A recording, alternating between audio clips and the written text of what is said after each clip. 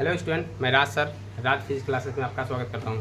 तो चलिए आज हम लोग देखेंगे जो 10th का जो मैथ है, और हम लोग देख रहे हैं जो ना पृष्ठीय क्षेत्रफल वृत्त से संबंधित ये एक्सरसाइज है 12.3।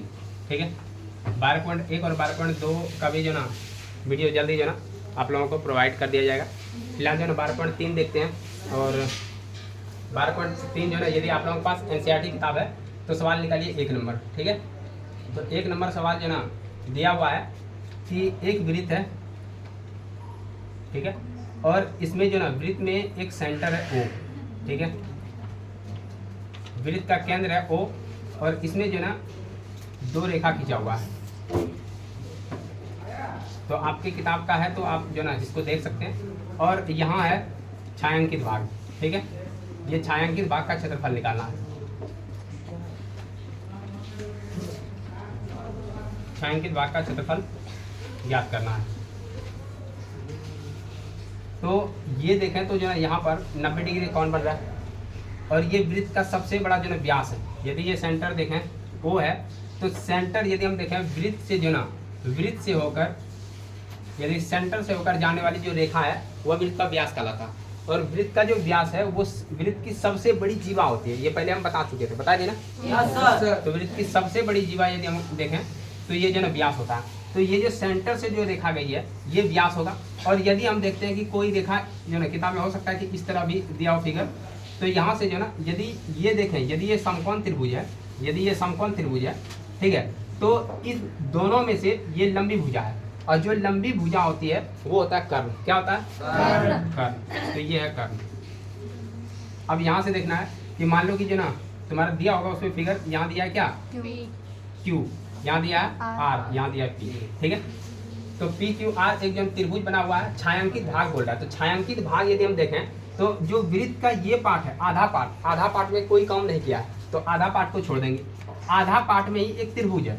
तो छायांकित भाग का यदि क्षेत्रफल बोलेगा निकालने के लिए, तो यहाँ लिखेंगे छायांकित भाग का क्षेत्रफल, छायांकित भाग का क्षेत्रफल बराबर बोल देंगे ये अर्धवृत्त। ठीक है, तो हम यहाँ टोटल वृत्त है, लेकिन टोटल वृत्त में आधा में ही काम हुआ है, आधा तो जना ऐसे ही जना खाली पड़ा है।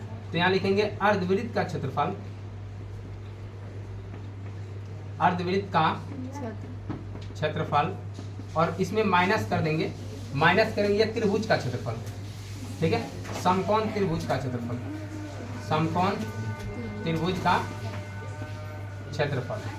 तो ये याद रखना है, जो ना अर्धवृत्त का क्षेत्रफल हो गया। ठीक है, अब माइनस में कर देंगे समकोण त्रिभुज का क्षेत्रफल। तो यहाँ जो निकलेगा मेरा वो छायांकित भाग का क्षेत्रफल निकल जाएगा। तो यदि हम देखते हैं अर्धवृत्त का क्षेत्रफल होता है पाई आर स्क्वायर, अब बटे में होता है 2, क्योंकि वृत्त का क्षेत्रफल होता है पाई आर स्क्वायर, और यदि 2 से भाग देते हैं तो आधा वृत्त बन जाएगा। तो अर्धवृत्त का जो ना क्षेत्रफल हो जाएगा। अब माइनस करेंगे समकोण, समकोण के लिए होता है 1/2 गुना आधार गुना शीर्षलंब, आधार गुना शीर्षलंब, शीर्षलंब को ही ऊंचाई कहते हैं, ये याद रखना। अब यहाँ से देखेंगे कि 1/2 और ये पाई का मान है 22/7, कितना है? 22/7। और आर का मान, अब आर मेरे पास है नहीं। अब यहाँ देखो कि ये जो ना Q जो ना PQ दिया, PQ का मान कितना है? 24 सेंटीमीटर। तो यहाँ लिखते हैं PQ बराबर है 24 सेंटीमीटर। और फिर दिया है जो ना PR का मान कितना दिया? 7 सेंटीमीटर। तो ये मेरा जो ना 24 है और ये मेरा 7 है। और ये देखते हैं लंब है, ये आधार है, तो ये जो सॉरी ये कर्ण होगा। तो हम यहाँ बोलेंगे पाइथागोरस प्रमेय से, पाइथागोरस प्रमेय से। तो पाइथागोरस प्रमेय से जानते हैं कि कर्ण जो स्क्वायर होता है, कर्ण का स्क्वायर बराबर होता है लंब का स्क्वायर प्लस आधार का स्क्वायर, आधार का स्क्वायर। तो कर्ण यदि हम देखें तो मेरा जो ना कर्ण है QR, है ना, QR। ये भी याद रखना QR कर्ण हम क्यों माने, क्योंकि QR सबसे बड़ी जो ना व्यास है, सबसे बड़ी रेखा है, इसलिए सबसे बड़ी जो रेखा है वो यहाँ कर्ण बनेगा। ठीक है, QR का स्क्वायर, और लंब मेरा दिया है 24, है ना, 24 का स्क्वायर अब प्लस हो गया 7 का स्क्वायर। तो 24 का स्क्वायर करेंगे तो 576, अब प्लस 7 का स्क्वायर करेंगे तो 49, दोनों जोड़ेंगे तो 625। तो यहाँ हमको निकालना ये हो गया QR स्क्वायर बराबर 625। तो हम लिखेंगे QR बराबर 625 जो ना रूट के अंडर में कर दी। ठीक है, तो यदि इसका मान निकलेगा तो 25 सेंटीमीटर निकलेगा।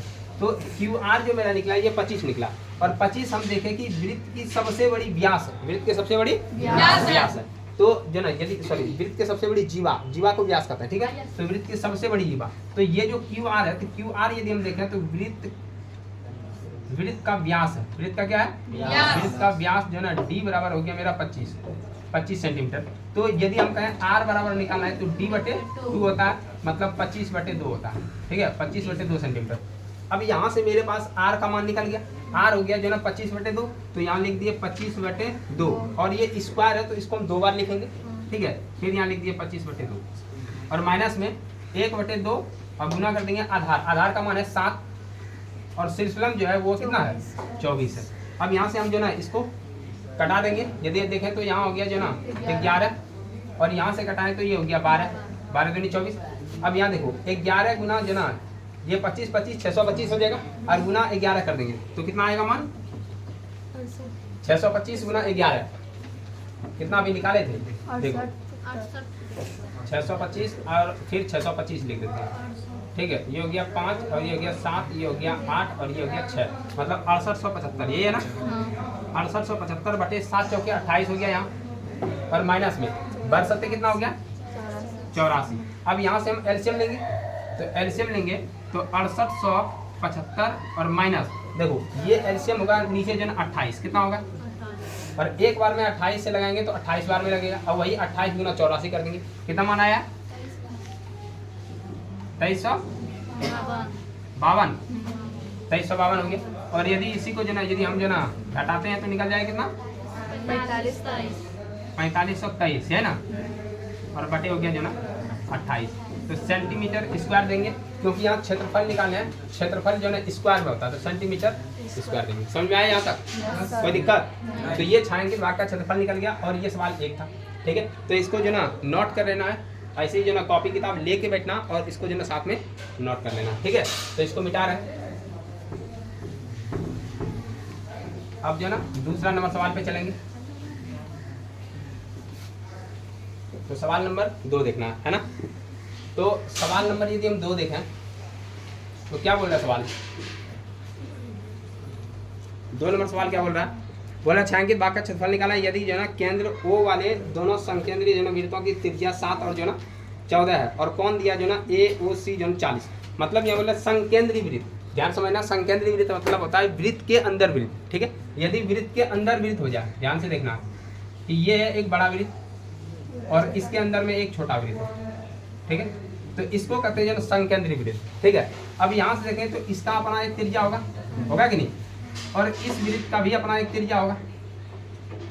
तो यदि हम देखें तो छोटा वृत्त का त्रिज्या कितना दिया है? 7 दिया ना, और बड़ा का वृत्त कितना दिया है? 14, तो ये हो गया 14।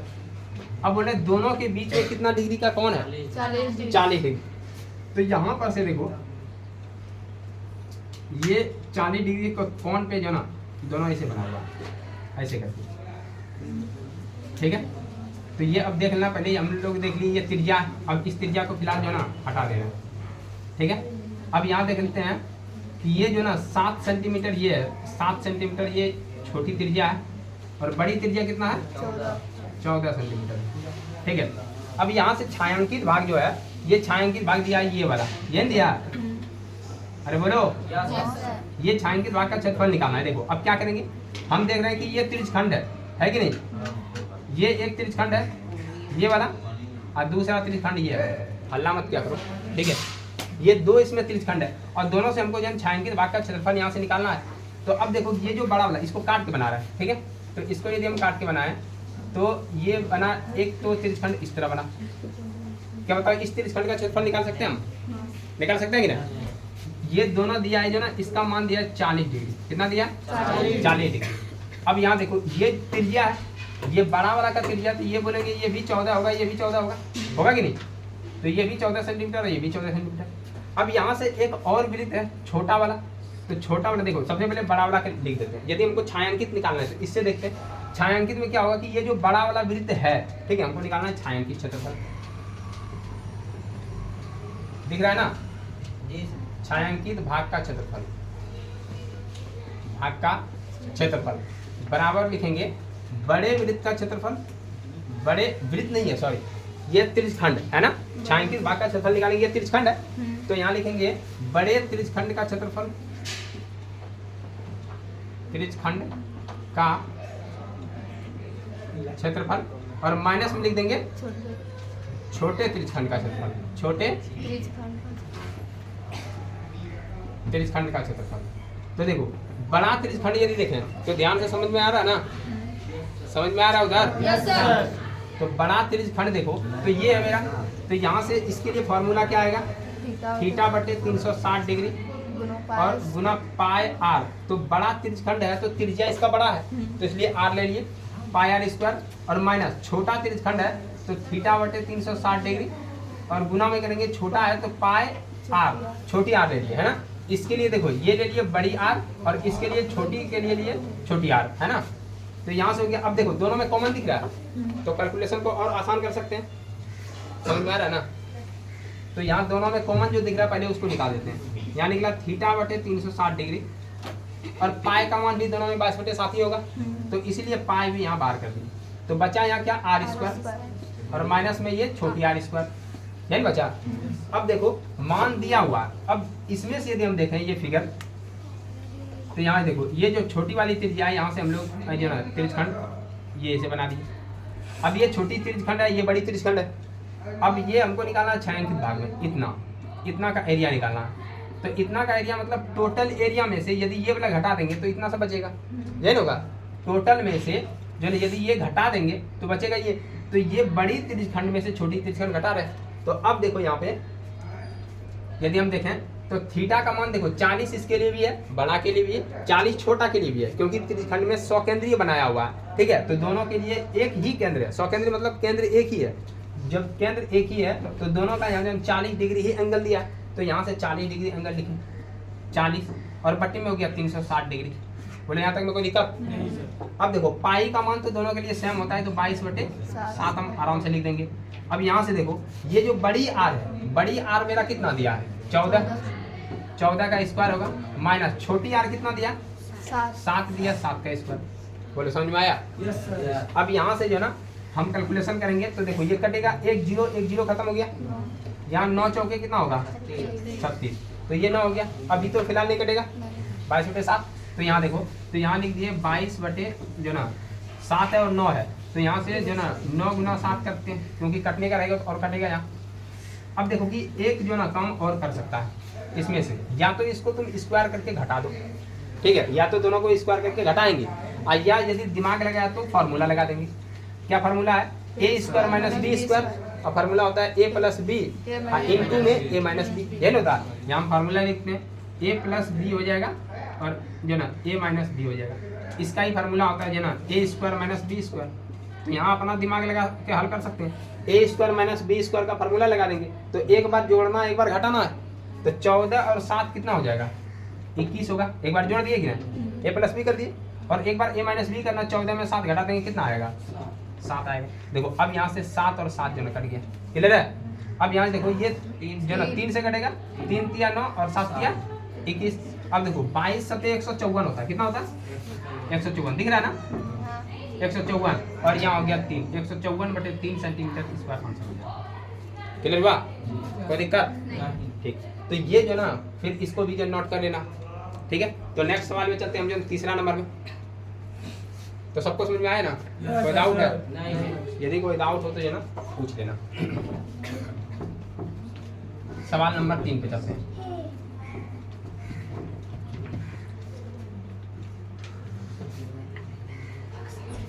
सवाल नंबर 3 देखो, 3 में क्या करा, 3 में बोल रहा है कि जो ना आकृति दिया है जो ना, एक तो आकृति दिया वर्ग के आकार में, ठीक है, और उसमें 2 अर्धवृत्त को काट दिया। बहुत ही आसान सवाल है। देखो सवाल पहले समझो कि एक ये जो ना वर्ग दिया है, हम क्या जानते हैं वर्ग का जो ना, वर्ग के बारे में कुछ जानते हैं क्या?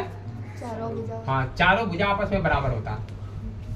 और क्या जानते हैं, और कुछ जानते हैं? चारों भुजा आपस में यदि बराबर होता है तो वो जो ना मतलब समचतुर्भुज भी होता है, पता है कि ना। तो वो वर्ग तो नहीं कर सकते, नहीं। एक कोण और देखेंगे इसमें जो सब कोण 90 डिग्री होगा, सब कोण कितना होगा 90 डिग्री, और इसका जो विकर्ण है एक दूसरे को जो ना समद्विभाजित करता है, क्लियर हुआ? ये तीनों बात याद रखना, तभी वो वर्ग को सेटिस्फाइड करता है। ऐसे दो बोलेंगे तो वर्ग सेटिस्फाइड हो जाएगा, ठीक है। अब देखो ये वर्ग है, अब वर्ग में क्या बोल रहा है कि जो ना, इसको हटाते हैं फिलहाल। यहाँ तुम्हारे जो है किताब में जो छायांकित भाग बोल रहा है निकालने के लिए, तो यहाँ से बोला कि एक अर्धवृत्त को काट लिया ऐसे करके, ठीक है, और दूसरा अर्धवृत्त इधर से काट लिया ऐसे करके।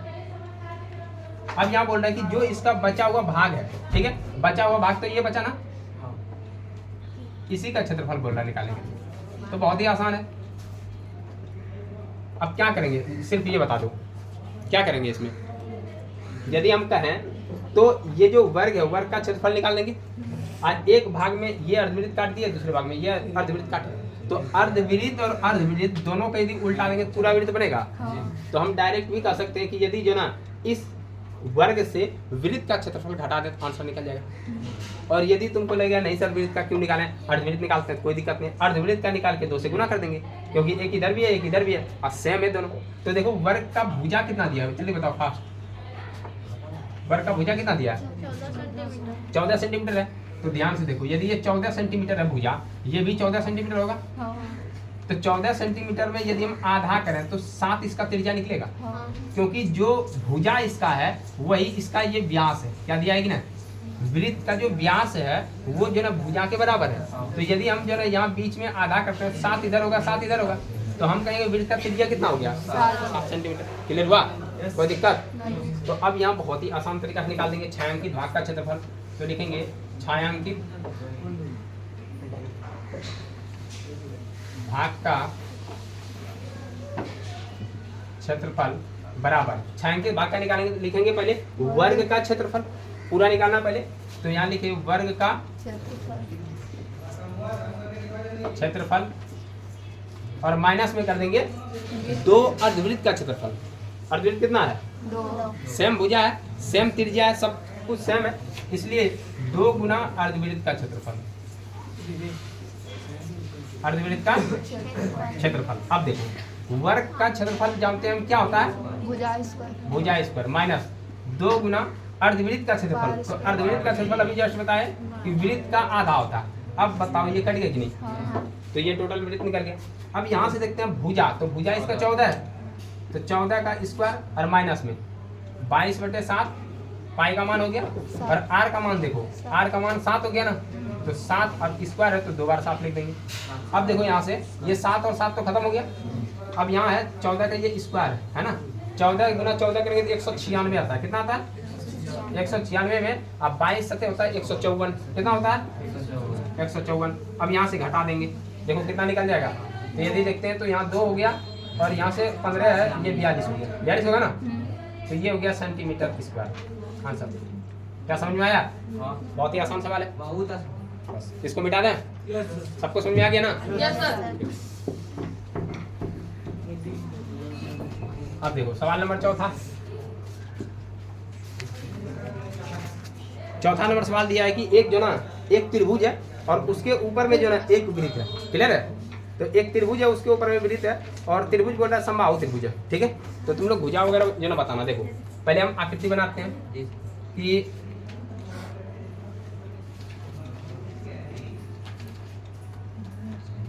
टेढ़ा हो गया ना,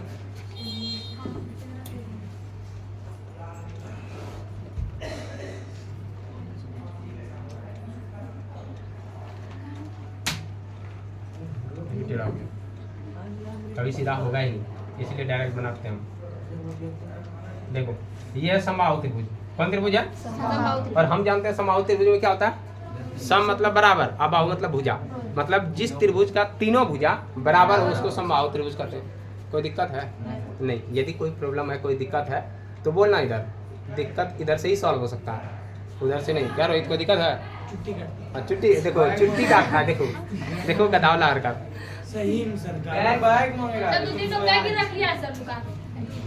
तुमको तो पता होगा कि तुम बहुत हल्ला कर रहा है, बात पता होगा, क्योंकि तुम इसी सब बात में जो है ना ज्यादा बोलता है। बाद बाकी पढ़ाई में यदि तुमको पूछ दें तो तुम पूरा जीरो है। देखो यहाँ इस पे बोल रहा है कि ये एक जो ना, सबसे पहले ये एक त्रिभुज है। ठीक है, कौन सा त्रिभुज है? समबाहु त्रिभुज।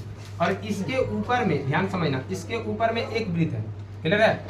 इसके ऊपर में एक वृत्त है। अब देखो कि इसके ऊपर में वृत्त है, अब यहाँ की ये जो ना सटा देंगे, क्योंकि ये यदि सटाएंगे तो ये जो ना वृत्त का ऊपर हिस्सा ले लेगा। तो यदि ये हम बोलते हैं समबाहु त्रिभुज है तो वृत्त इतना ही है, लेकिन इसमें देखेंगे वृत्त में ये कमी भी है।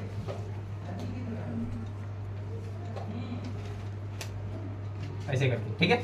अब यहाँ देखो इसका छायांकित भाग, यदि हम देखें तो ये टोटल छायांकित भाग ही है। ये टोटल का बोला है एरिया निकालने के लिए, यही दिया है, ये टोटल छायांकित भाग है। अब देखो छायांकित भाग का एरिया निकालने के लिए सबसे पहले हम जो ना दोनों फिगर को अलग करते हैं तो ज़्यादा समझ में आएगा। देखो यहाँ टेस्ट लेंगे तो यही सब जो ना क्वेश्चन रहेगा, बात याद रखना, ठीक है। अब देखो इसमें यदि हम दोनों फिगर को अलग करें तो एक तो मेरा त्रिभुज निकल रहा है, एक तो ये समबाहु त्रिभुज निकल गया ये वाला, और दूसरा यहाँ जो वृत्त है, वृत्त को अलग करते हैं। वृत्त में ही खेल हुआ है ना, वृत्त में ही एक खेल है। देखो कि वृत्त बना है ऐसे करके, लेकिन ये वृत्त इतना तक ही है, और यहाँ से यदि ये वाला भाग देखते हैं वृत्त का, ये वाला भाग, तो ये वृत्त का भाग है ही नहीं इसमें, क्लियर हुआ। तो इसका मतलब क्या कर सकते हैं हम, क्या कर सकते हैं कि ये वृत्त से एक त्रिज्यखंड गायब है, क्लियर है कि नहीं, वृत्त से एक त्रिज्यखंड गायब है। अच्छा ये बता दो इसका एंगल कितना होगा जो गायब हो गया, बता सकता है? थोड़ा सा दिमाग लगेगा तो बता देगा, बोलो। ये एंगल कितना गायब हो गया, कितना 60, क्योंकि हम जानते हैं समबाहु त्रिभुज का जो एंगल होता है वो 60 होता है, यही गायब हुआ है। समबाहु त्रिभुज का एंगल कितना होता है 60 डिग्री होता है, तो इसका एंगल 60 डिग्री। बात समझ में आया? अब बोलो कि यदि हम जो ना हमको छायांकित निकालना है, एक तो इसका और इसका छायांकित जोड़ देंगे, लेकिन इसमें ये घटा देंगे क्योंकि ये तो है ही नहीं, क्लियर हुआ? नहीं समझ में आया? समझो पहले कि हमको छायांकित निकालना है, ठीक है।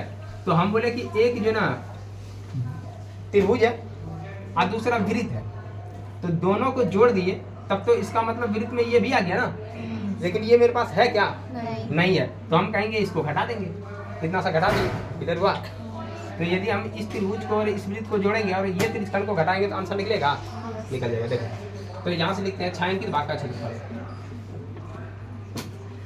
छायांकित भाग का क्षेत्रफल बराबर में देखो त्रिभुज का क्षेत्रफल, तो यहाँ लिखे समबाहु त्रिभुज का क्षेत्रफल, समबाहु त्रिभुज का क्षेत्रफल। अब माइनस में क्या होगा, सॉरी जुटेगा पहले, प्लस में होगा जो ना वृत्त का क्षेत्रफल, वृत्त का क्षेत्रफल, और माइनस में हो जाएगा कौन सा, त्रिज्यखंड का क्षेत्रफल, है ना। तो यहाँ लघु त्रिज्यखंड का क्षेत्रफल, लघु त्रिज्यखंड का क्षेत्रफल, क्लियर हुआ? बोले यहाँ तक मेरे को दिक्कत? अब देखो यदि हम समबाहु त्रिभुज का क्षेत्रफल देखें तो समबाहु त्रिभुज का भुजा कितना दिया है, बताओ। यहाँ से यदि हम देखें इसका ये जो भुजा का लंबाई है, ठीक है ना, इस भुजा का लंबाई देखें यहाँ से यहाँ तक का ये वाला, तो ये 12 सेंटीमीटर है, कितना है 12 सेंटीमीटर। अब देखो यदि 12 सेंटीमीटर है और जो ना वृत्त का त्रिज्या कितना दिया, 6 सेंटीमीटर दिया, कन्फर्म है ना। देखो इसका मतलब है कि ये जो ये यहाँ से ये देखें ये त्रिज्या है, यहाँ से ये यहाँ से निकला है ऐसे, जो ना इस फिगर को हम बढ़ाते हैं थोड़ा सा, ये ऐसे करके निकला हुआ है, ठीक है ना, ऐसे करके। तो यहाँ से ये जो दिया है ये 6 सेंटीमीटर दिया है, ठीक है, ये 6, तो यहाँ पे हम लिखते हैं क्योंकि इसका बनाया हुआ यहाँ, तो ये जो है ये 6 सेंटीमीटर है, कितना है 6 सेंटीमीटर, और ये है जो ना 12 सेंटीमीटर, त्रिभुज का जो है 12 सेंटीमीटर है। तो अब बनाते हैं यहाँ सीधा, समबाहु त्रिभुज का क्षेत्रफल जानते हैं हम, क्या जानते हैं, √3/4 ये जानते हैं, और गुना भुजा स्क्वायर, भुजा का स्क्वायर, और फिर प्लस में देखो वृत्त का क्षेत्रफल तो बोलेंगे πr स्क्वायर, और माइनस में करेंगे लघु त्रिज्यखंड का, तो त्रिज्यखंड का जानते हैं θ/360 डिग्री, और गुना πr स्क्वायर, क्लियर हुआ? अब देखो तो यहाँ से मान रखते हैं √3/4 गुना भुजा स्क्वायर, तो भुजा इसका 12 है, त्रिभुज का कितना है, तो 12 गुना 12 कर सकते हैं। अब देखो प्लस में ये हो गया जो ना πr स्क्वायर, तो ऐसा काम करेंगे πr स्क्वायर यदि कॉमन ले सकते हैं ना तो और काम आसान हो जाएगा, ठीक है। तो यदि हम कॉमन भी ले सकते हैं इसका, और नहीं लेगा तो πr स्क्वायर को ऐसे ही फिलहाल ले ही है ना। देखो πr स्क्वायर जो है ना इसका कॉमन हो गया, या तो मान पुट करते हैं, तो देखो 22/7 गुना आर का मान देखो, आर का मान कितना हो जाएगा 6 हो जाएगा। तो 6 गुना 6 और माइनस में थीटा मान कितना है 60 डिग्री, तो यहाँ हो जाएगा 60 और बटे हो गया 360 गुना में 22/7 गुना हो गया जो ना 6 गुना 6। बोलो कोई दिक्कत यहाँ तक? आगे यदि हम देखते हैं तो कटाना, देखो ये कट जाएगा 4 तिया 12, 3 से कट गया। उसके बाद हम देखते हैं तो यहाँ नहीं कटेगा, कटेगा क्या नहीं कटेगा। यहाँ देखो 6 के 26 कट गया सीधा, और 6 से 6 उड़ गया। अब यहाँ से जो ना 7 बचा, इसके पास भी 7 बचा है, तो यहाँ से देखते हैं तो 12 तिया 36, देखो 36√3 हो गया। यहाँ पे एक खत्म हो गया ये। दूसरा देखो ये हो जाएगा जो ना 6 गुना 6 तो 36 हो गया, और 36 गुना 22 करेंगे तो 36 गुना 22 करेंगे तो 36 दूनी 72 और 72 हो गया यहाँ, तो 729 हो गया। ध्यान हो गया, दोनों 729। देखो यहाँ हो गया, हाँ सॉरी 792, उल्टा कर दिया, ये 9 और 2 ठीक है, तो 792 हो गया। 792 और बटे हो गया यहाँ 7, और फिर यहाँ माइनस में करेंगे तो देखो 22 गुना 6 कितना हो जाएगा 6 दूनी 12 और 12 13, 132 हो जाएगा। 132 बटे हो गया 7, ठीक है। एलसीएम ले लेंगे यहाँ पे। एलसीएम यदि लेते हैं जो ना तो टोटल एलसीएम कितना निकलेगा 7 निकलेगा। अब 7 में देखो 36 गुना 7 हो जाएगा यहाँ पे, तो 7 छके 42 का 2, अब बाकी रहा 4 और 7 हो गया 21, 21 4 हो गया 25, ये होगा ना, कितना हो गया क्योंकि इसके नीचे 1 है, प्लस में 7 है तो ये कितना ही रह जाएगा 792, और माइनस ये भी रहेगा 132।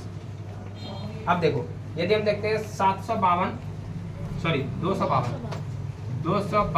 और √3 और माइनस में माइनस होगा प्लस हो जाएगा, यहाँ से घटा देंगे।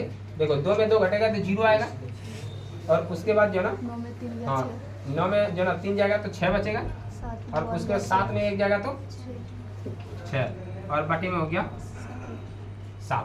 देखो तुम्हारे जो ना किताब में हो सकता है इतना आंसर दिया हो, या तो इसको जो है कैलकुलेशन करके दिया होगा आंसर, ठीक है, तो दोनों का आंसर जो है ना सेम हो जाएगा। देखो आंसर कितना दिया, कितना दिया, इतना ही दिया 42 4 नंबर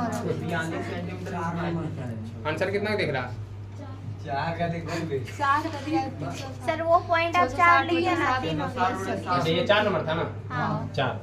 हाँ कितना आंसर दिया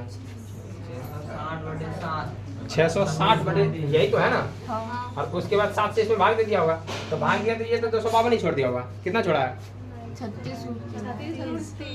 36√3 कहाँ है, ये हो गया 36√3, तो यहीं पे छोड़ा है ना, ये देखो यहाँ 36√3 यही छोड़ा है, सिर्फ कैलकुलेशन इन दोनों का कर दिया। समझ में आया? मतलब यदि इसको ये अलग कर दें, देखो 252 और √3 अब बटे हो गया यहाँ 7, मतलब ये कोई काम का नहीं छोड़ा है। 660/7 देखो 660/7 तो है, और ये फिर इसको कटा दिया, तो इसको लेना ही नहीं था हम लोगों को। हमको क्या बताया जना, जो 7 के 21 हो गया, और जो ना 21 उसके बाद 42 जो ना 7 छके 42 36 हो गया, तो यहाँ से दिया है जो ना यही उल्टा के लिख दिया है कि 660/7 प्लस हो गया 36√3 सेंटीमीटर स्क्वायर। समझ में आया? तो यहाँ तक में कोई दिक्कत है? ठीक है। और जो ना अभी 8 बजा हुआ ना, अभी 8 बजा है, राइट 8 बजा है, तो और एक सवाल देख लेते हैं, ठीक है।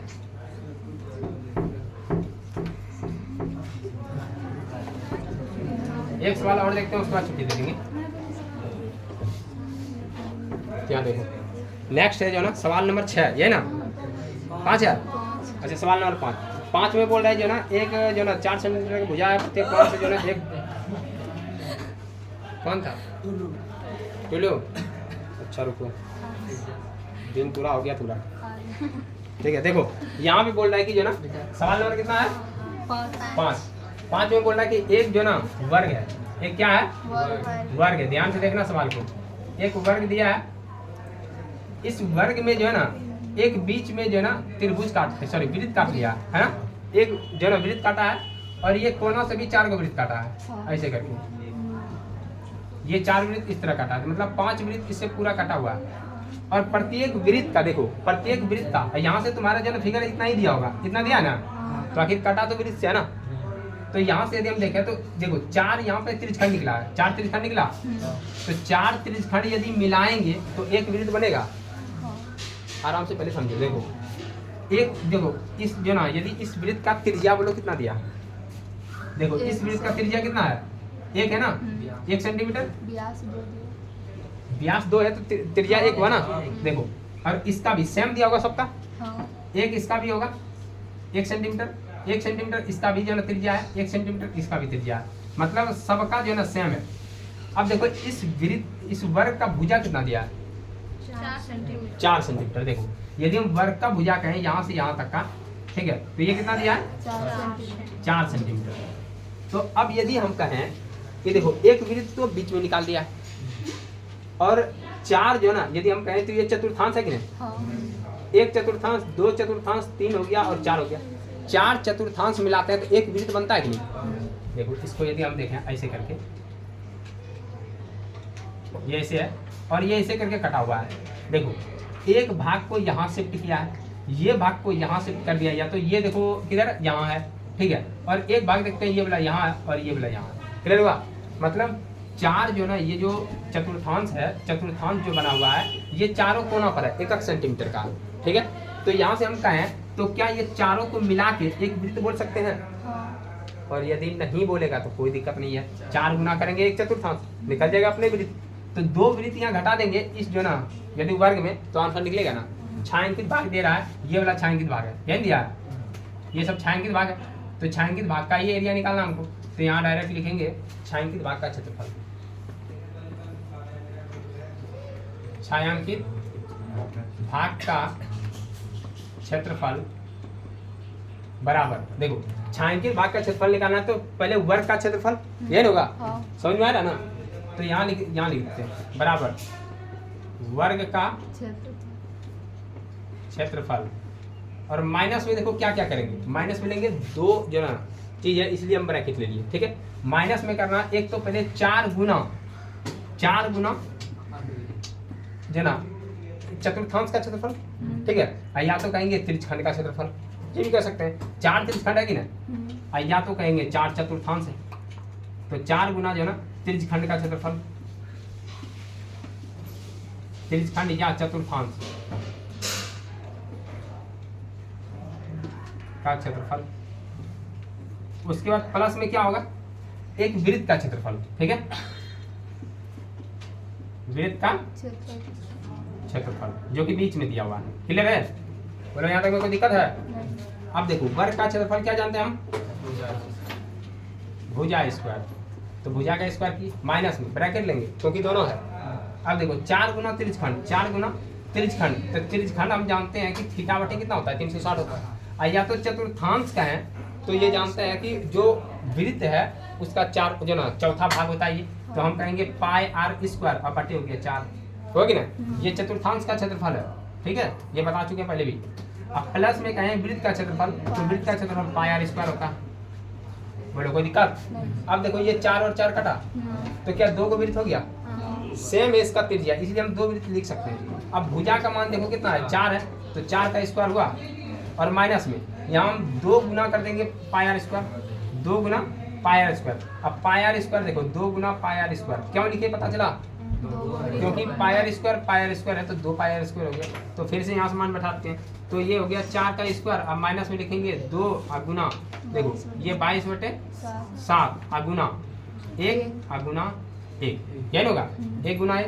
अब यहाँ से लिखेंगे तो ये हो गया 16 और माइनस में हो गया ये देखो 22 दूनी 44, तो 44/7, ठीक है। अब यहाँ से इसमें जो ना एलसीएम ले लेंगे तो 16 गुना 7 करेंगे कितना होगा, बोलो 16 पे, वाह नहीं ठीक है, 112 मेरा देख के बोला, हम तो गलती लिख सकते हैं। देखो यहाँ 12 में से जो ना 4 जाएगा तो 8 होगा, और फिर 10 में से जो ना 4 जाएगा तो 6 होगा। देखो 68/7 आंसर दिया है, और नहीं दिया होगा तो फिर भाग देंगे, 68/7 ही है, तो सेंटीमीटर स्क्वायर। बोलो समझ में आया, कोई दिक्कत। तो ये इस तरह तुम लोग जो ना कॉपी में बना लेना अच्छा से, ठीक है। तो आज 5 नंबर तक देखिए, नेक्स्ट जो ना वीडियो में इसको जो ना पूरा करेंगे, तो मिलते हैं जो नेक्स्ट समय। टाइम में जो ना, तो तब तक के लिए जय हिंद।